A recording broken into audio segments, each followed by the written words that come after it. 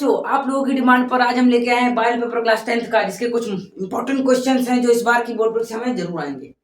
देखिए, इसमें पहला क्वेश्चन आप में 20 बहुविकल्पी आते हैं। इसमें पहला क्वेश्चन क्या है, किन्हीं दो संख्याओं का एलसीएम 60 और एचसीएफ 3 है, एक संख्या 12 है। तो एलसीएम क्या है, 60 है, और एचसीएफ क्या है, 3 है, और एक संख्या हमारे पास दी हुई है 12। अब इसमें कह रहा है दूसरी संख्या बताइए। ऑब्जेक्टिव है, पहला 20 है, दूसरा 15 है, और 180 है, और 36 है। ये चार विकल्प हैं। अब देखिए, इसे हम फॉर्मूले से निकालते हैं, जैसे हमने वो फॉर्मूला बताया था, एलसीएम गुणा एचसीएफ बराबर फर्स्ट नंबर गुणा सेकंड नंबर। ठीक है, इसी फॉर्मूले से निकालेंगे। तो हमारे पास एलसीएम क्या है, 60 है, एचसीएफ क्या है, 3 है, फर्स्ट नंबर क्या है, 12 है, सेकंड नंबर हमें बताना है। तो देखिए, ये 12 मल्टीप्लाई में इधर डिवाइड में आ जाएगा, 12 पंजे 60, 5 3 15। तो सेकंड नंबर क्या आ जाएगा हमारे पास, 15। तो आपका ये विकल्प सही हो जाएगा। देखिए, अब दूसरा प्रश्न क्या है, देखिए पढ़िए। एक शून्येतर परमेय संख्या और एक अपरमेय संख्या का गुणनफल सदैव होता है। शून्येतर परमेय संख्या मतलब कोई भी परमेय संख्या, मान लो 2 है, और अपरमेय संख्या मान लो √3 है, मान लीजिए √5। तो इनका गुणनफल सदैव क्या होगा, एक अपरमेय संख्या होगा।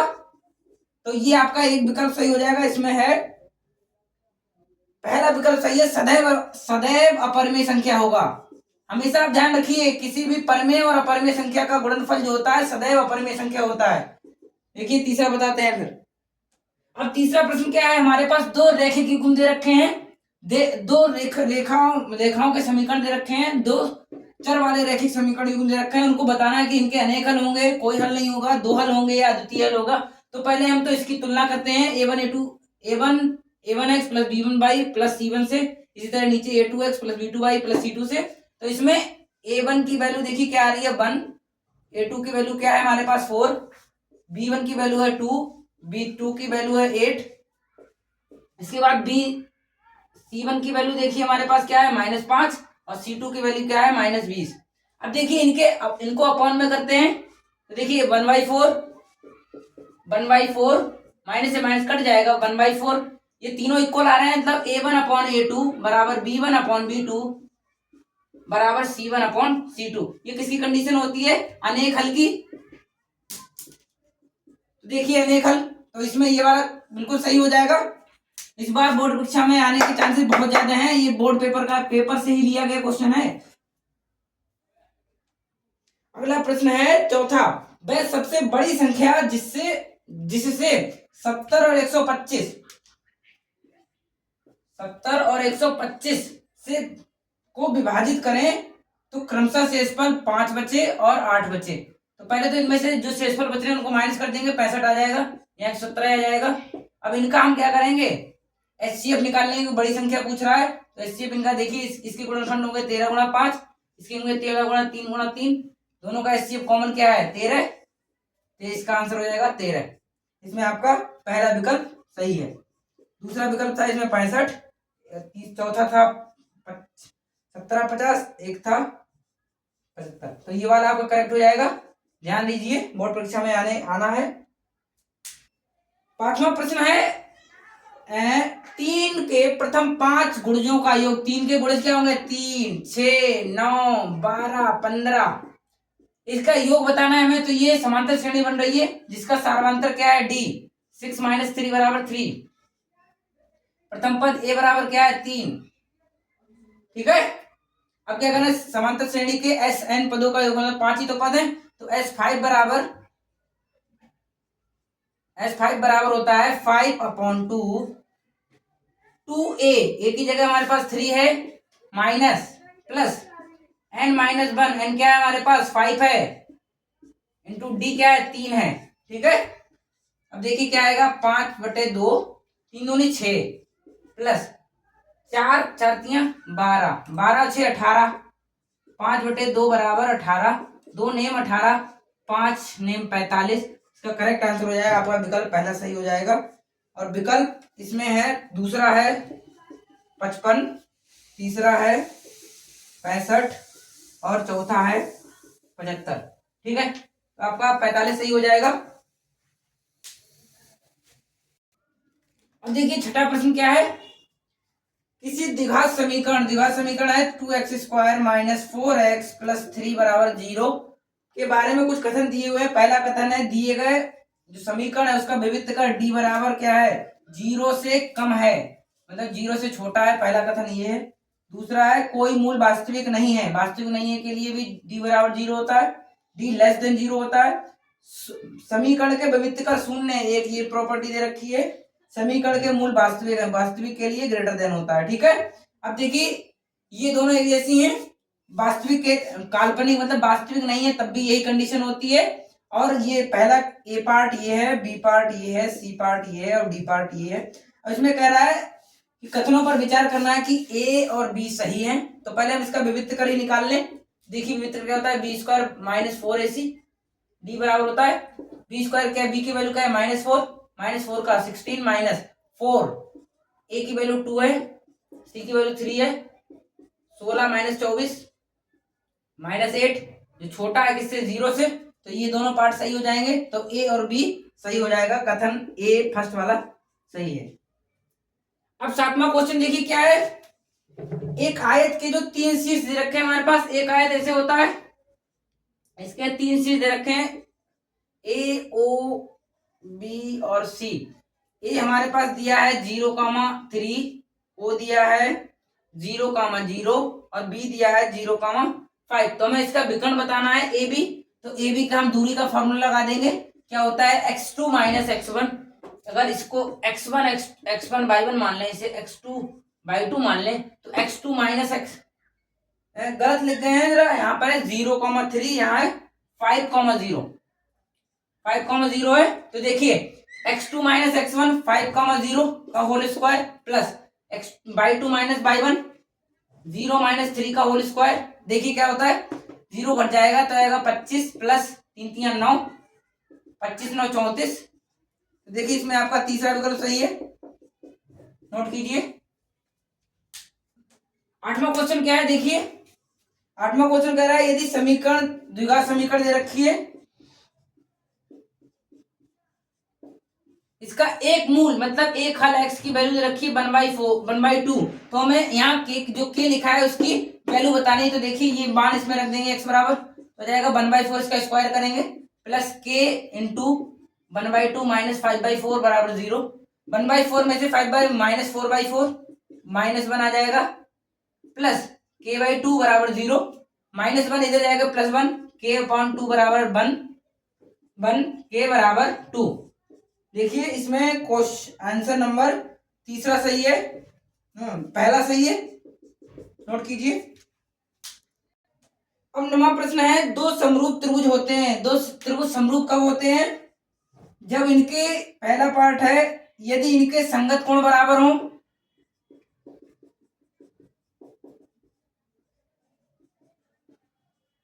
संगत कोण बराबर हो। दूसरा पार्ट दे रखा है, इनकी जो संगत भुजाएं हैं समानुपाती हो,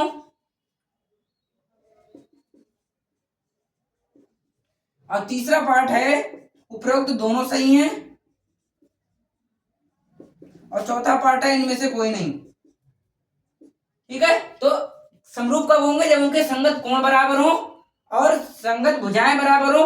अगर उपरोक्त दोनों हो तब भी समरूप कहलाएंगे, अगर इनमें से कोई एक भी है तो उपरोक्त दोनों बार सही हो जाएगा।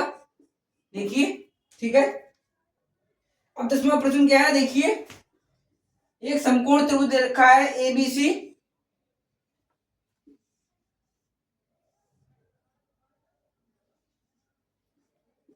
ठीक है, इसमें सी कोण 90 दिया हुआ है हमारे पास, और एसी की वैल्यू दी है 3 और बीसी की वैल्यू दी है 4। तो हम इसे पाइथागोरस प्रमेय से इसकी वैल्यू 5 आ जाएगी। ठीक है, अब इसकी ये कह रहा है इसकी माध्यिका बतानी है, हमें माध्यिका बतानी है।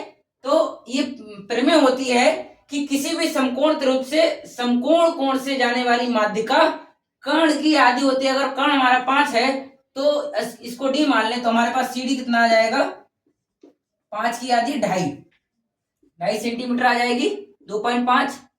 ठीक है, तो ये प्रमेय जरूर याद कर लें।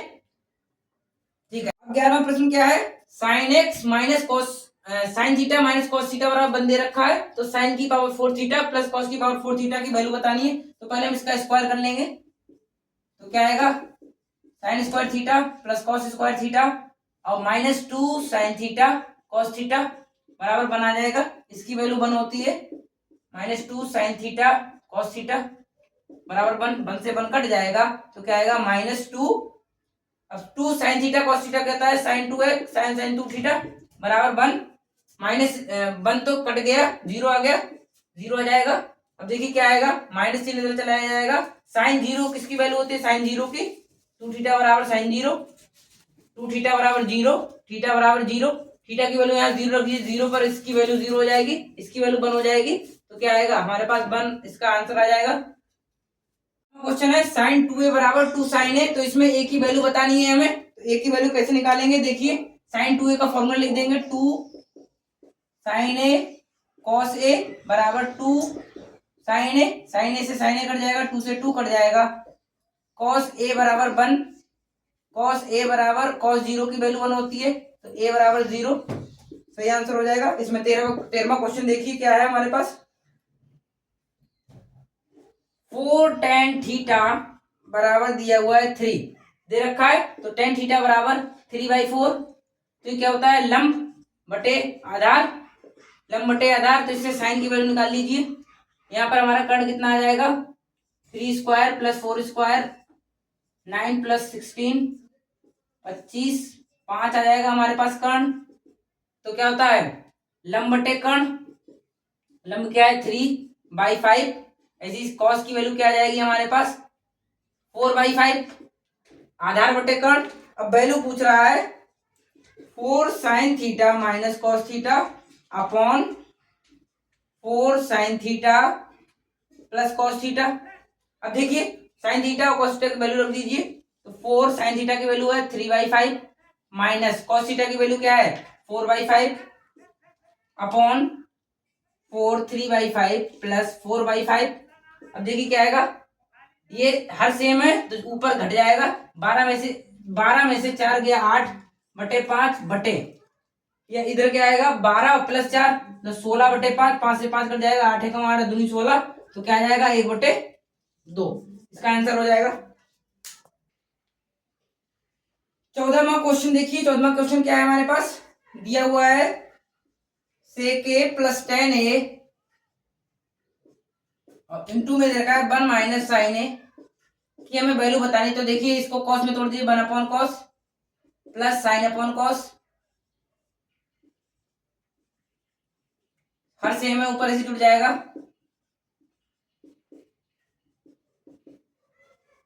ठीक है अपॉन कॉस। अब देखिए क्या है 1 a plus b a minus b a square minus b square upon cos, cos a 1 minus sine square cos square होता है अपॉन कॉस ए, एक कॉस से एक कॉस कट जाएगा, बराबर हमारे पास आ जाएगा कॉस।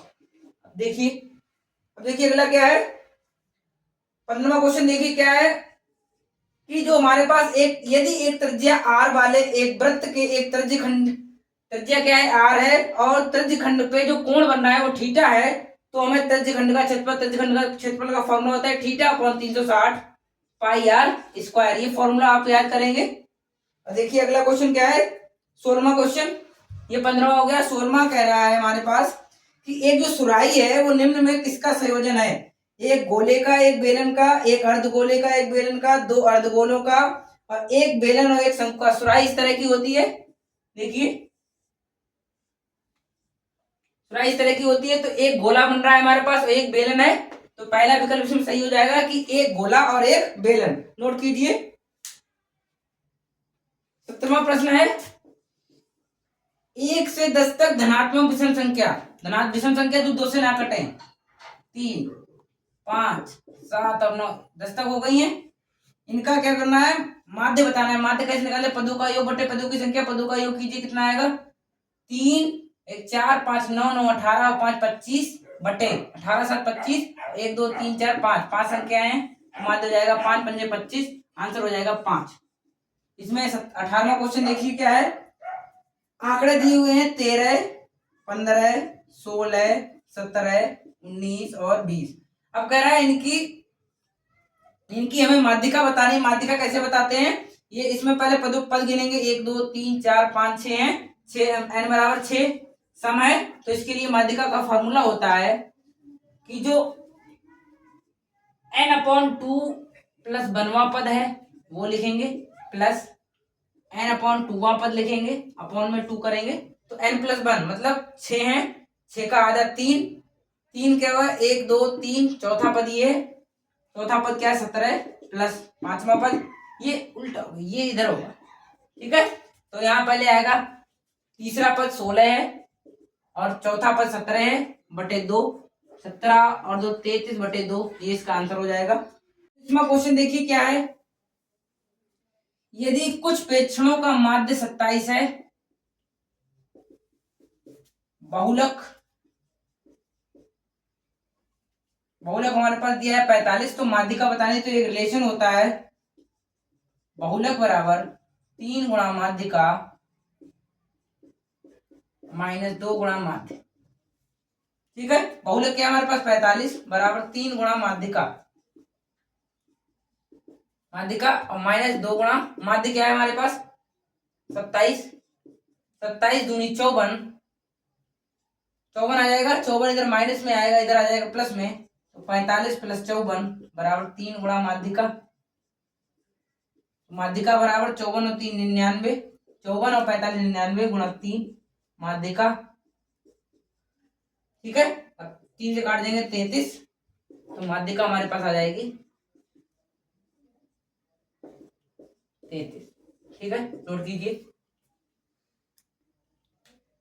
अब बीच में क्वेश्चन क्या है देखिए, यदि एक पासे को उछाला जाता है तो 3 से छोटी एक विषम संख्या आने की प्रायिकता क्या है, तो पासे को उछालने पर क्या आएगा 1 2 3 4 5 और 6, तो क्या करना है 3 से छोटी कितनी बची 1 और 2 बची, एक विषम संख्या क्या है सिर्फ बनी है, तो इसकी प्रायिकता बताइए टोटल कितनी है, संभावना है 6, 1 2 3 4 5 6, और हमारे पास स्थिति कितनी आ रही है 1, तो 1/6 इसका करेक्ट आंसर हो जाएगा।